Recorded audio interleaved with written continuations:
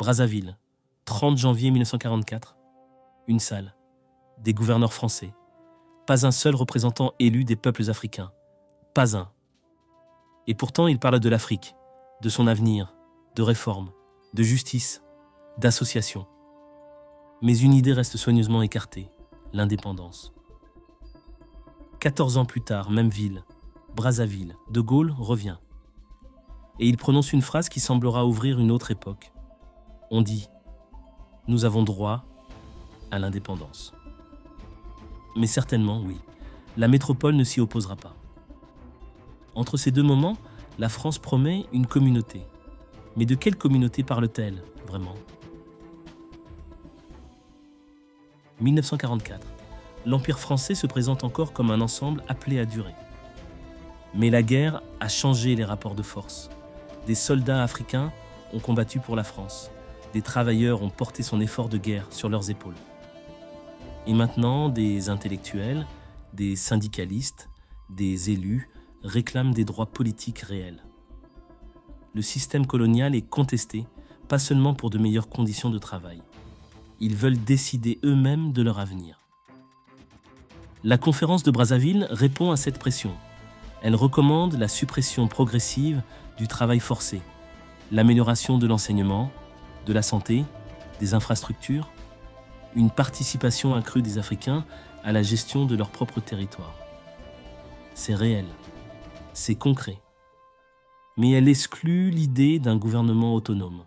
Félix Éboué, gouverneur général de l'Afrique équatoriale et grande figure de la France libre, participe activement à cette réflexion.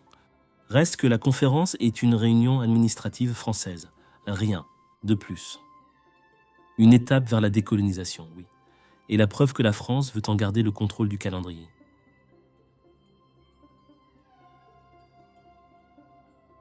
« 1946.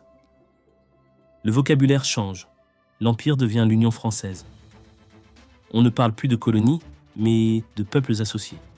La constitution de la 4e République crée une citoyenneté nouvelle, une représentation nouvelle. Mais la citoyenneté ne signifie pas l'égalité sociale, pas l'égalité économique. Les territoires africains restent soumis à des structures de pouvoir conçues à Paris. Les députés africains peuvent intervenir dans les institutions françaises. Mais la décision finale, elle appartient toujours à la métropole. Les années suivantes rendent ce compromis de plus en plus intenable. 1948, l'Union des populations du Cameroun réclame l'indépendance immédiate.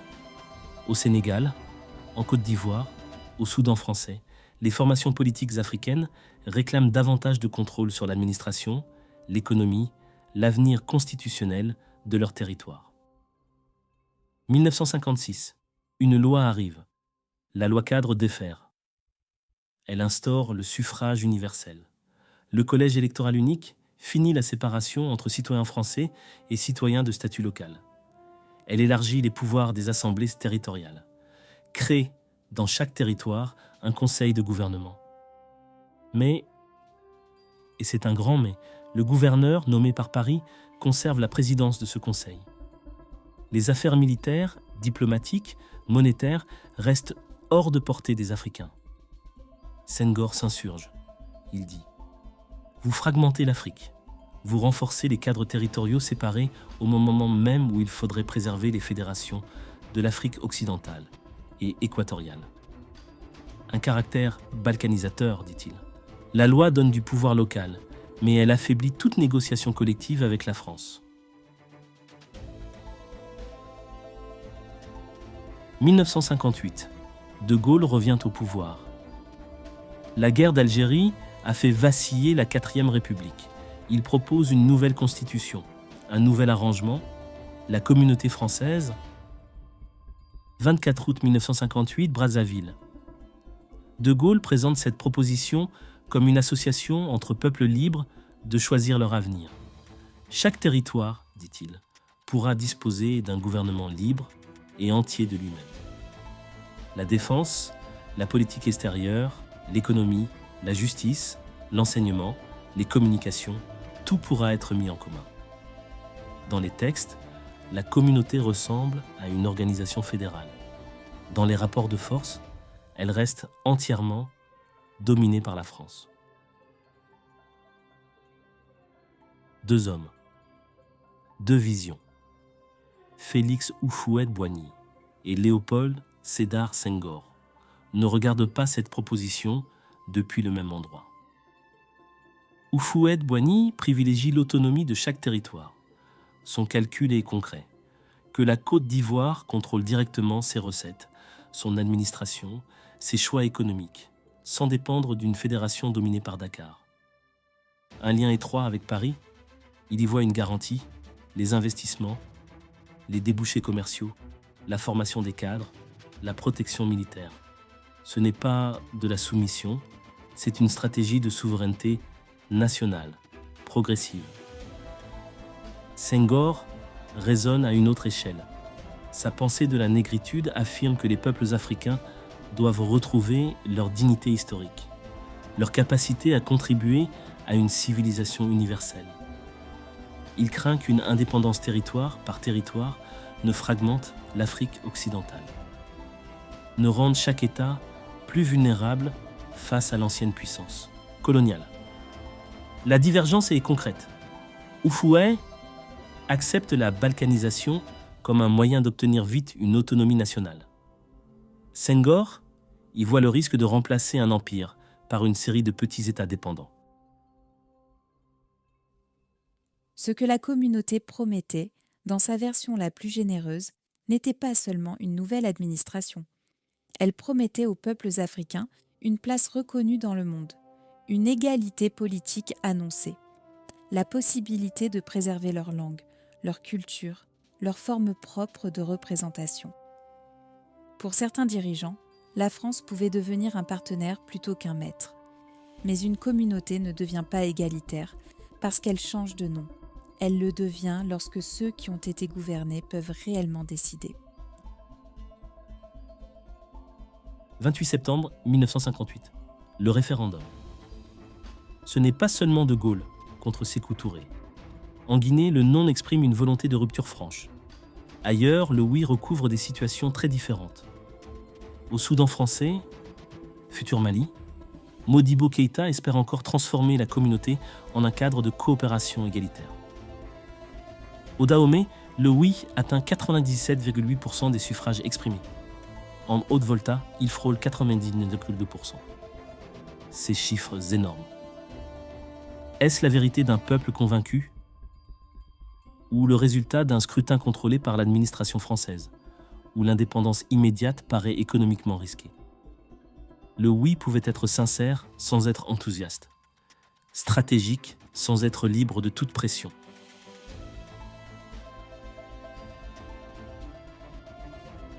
Dans les faits, la communauté fonctionne peu de temps. Les compétences stratégiques restent concentrées. La France garde le poids financier, diplomatique, militaire principal. 1959. Les négociations s'accélèrent. Michel Debré, Premier ministre, travaille à la transformation juridique de l'ensemble. Son gouvernement fixe les conditions administratives, financières, militaires du passage à la souveraineté.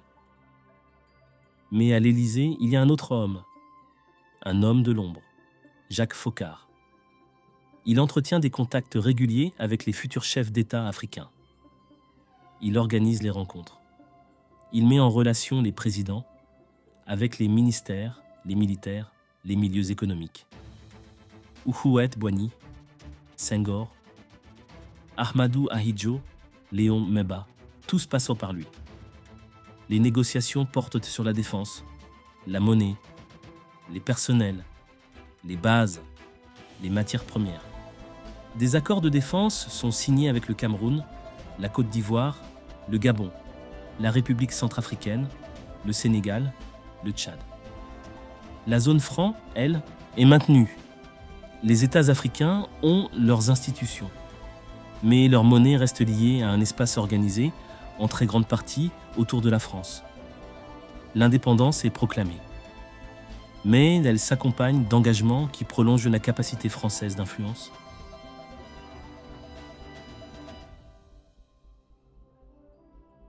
« 4 juin 1960.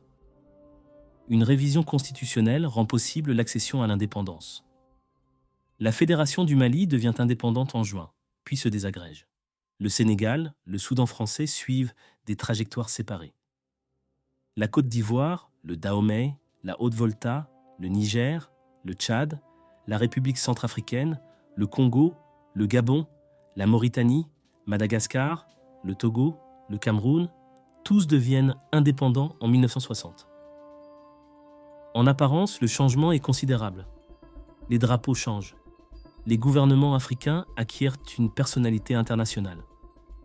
Mais les cadres administratifs français restent trop nombreux. La monnaie demeure liée à la zone franc. Les entreprises françaises gardent un accès privilégié. La souveraineté existe, mais elle se déploie dans un environnement où les moyens de dépendance n'ont pas disparu.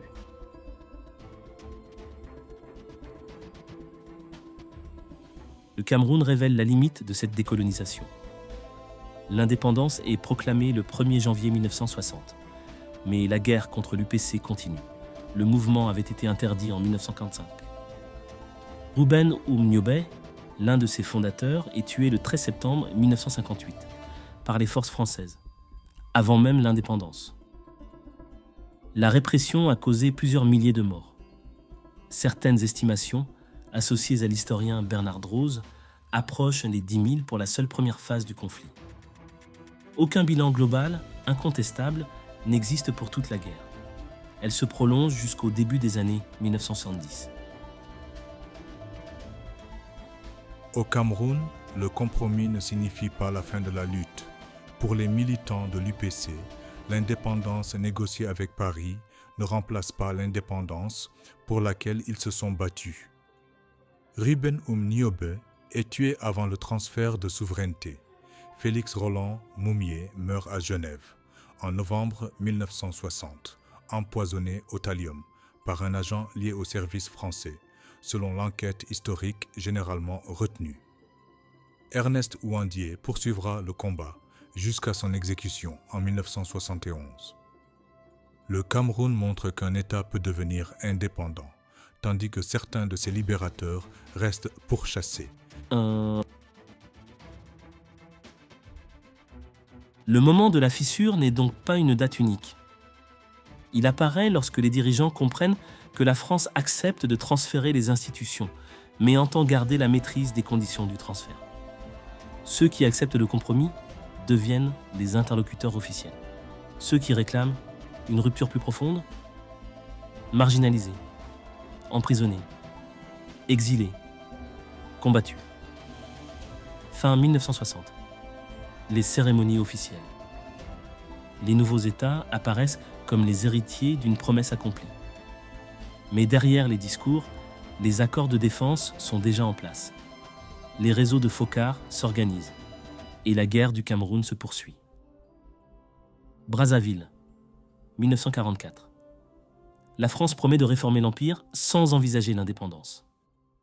Brazzaville, 1958. De Gaulle déclare que la métropole ne s'y opposera pas. Entre ces deux phrases, la souveraineté africaine a gagné un cadre juridique. Mais elle n'a pas encore gagné tous les moyens de son exercice. Et voici ce qui suivit.